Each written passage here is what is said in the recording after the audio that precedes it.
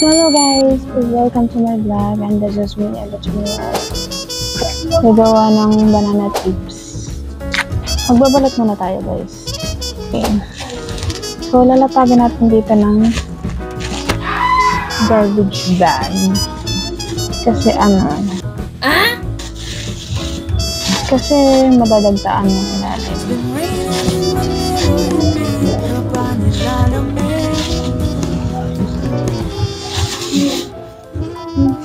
Kala ko maliit masyado to. Pichi, ayan. So, ito pa tayong isa. Lalagyan natin ng saan na po yung bilbil ko na iisip. Ito kasi yung pinaka-komportable ako. Tsaka yung lamesa ko masyadong maliit. Kaya ako ng plastic gloves sa slide dadagdagan yung kamay ko. Tsaka na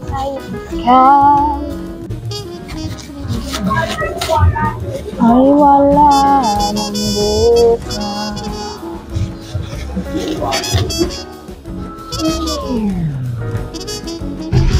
Hindi ba tawag ako? Bigat ng dala ko. Nagpasa nga yung anuhan ko, yung pinag-anuhan ko ng bag, ng eco bag eh. Eh, bakit nakapasok yung tricycle kung nakasirado? Sa Concepcion dumaan. Ha? Concepcion. So may tulay, hindi sa may tulay. Sa tulay nila sinasaraduhan. Di ba may gate sa tulay? Concepcion ba? Ibig sabihin, nag-service road pala yung motor. National highway Service road lang yun, di national tawag doon, service road. Bahala na ba sa doon? Highway.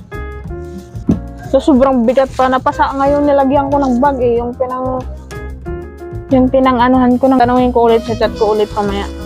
Hindi, unahin ko yung saging, baka mahinog na naman eh. Gutom na nga ako eh. Saka po ulit ng ng saging mo? Doon pa rin. Ang mahal eh. Kakababa lang kasi galing sa Dito si Sir Dagat lang.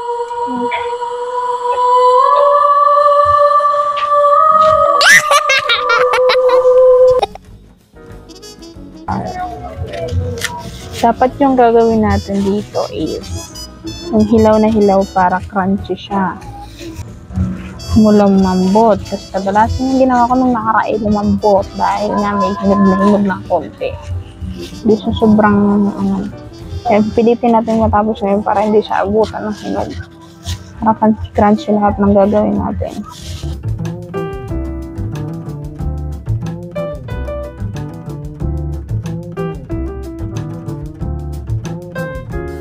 Saan ako? Kasi sagad pa nga. Ayan na yung binalatan natin saging, tubigan natin para hindi mangitim at matanggal yung lagta.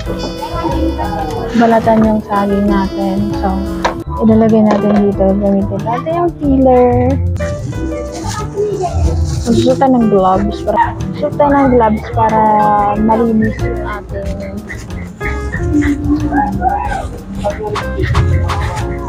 ipipil.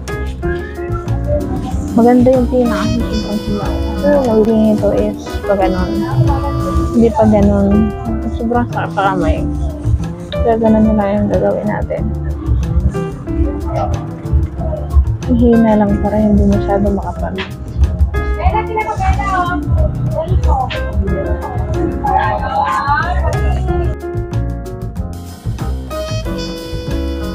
So, gamitin yung station.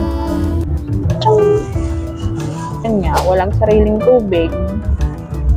Ilaw meron. Yung tubig, nag-iigib kami balde-balde sa labas. Nag-iigib kami sa labas balde-balde. Yun. Paano kami nagkakatubig. Kaya, ayun. Iigib. Pag di ka nag-iigib, wala tubig. Para maubos agad yung tinda ko. Kapag padala ko sa Junakis ko, malipat kami sa bahay na may tubig at tubig ng sarili. Hirap ko maghugas mo. So, si Arman na layo na sa labas pa. Sa tawid ng bahay. CR ng karamihan.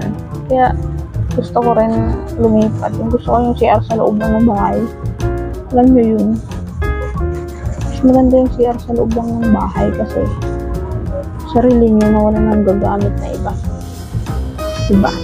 10 yes. So, ayan nga guys, piprituhin na natin yung saging. Ayan. Hanggang mag-brown, mag-golden brown. And then, hahanguin na natin pag nag-golden brown na siya. Ilalagay natin sa strainer para tumulo yung mantika. Iipon lang natin na hanggang may first batch tayo na magsama-sama. Isang balutan lang. So, ayan. Ibababa natin siya sa tubig na may asukal na tinunaw.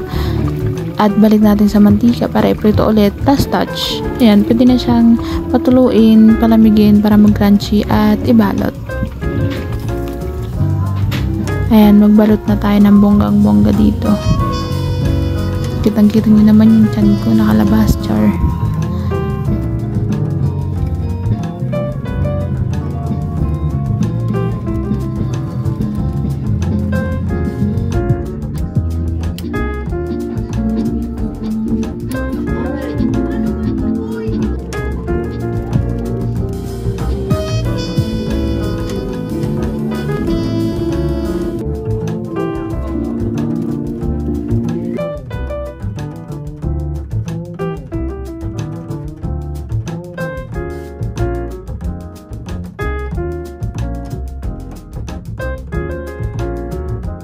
So, ayan na nga ang finished product natin. Ito, bibinta natin to ngayon, bukas. Magpakailan ng char.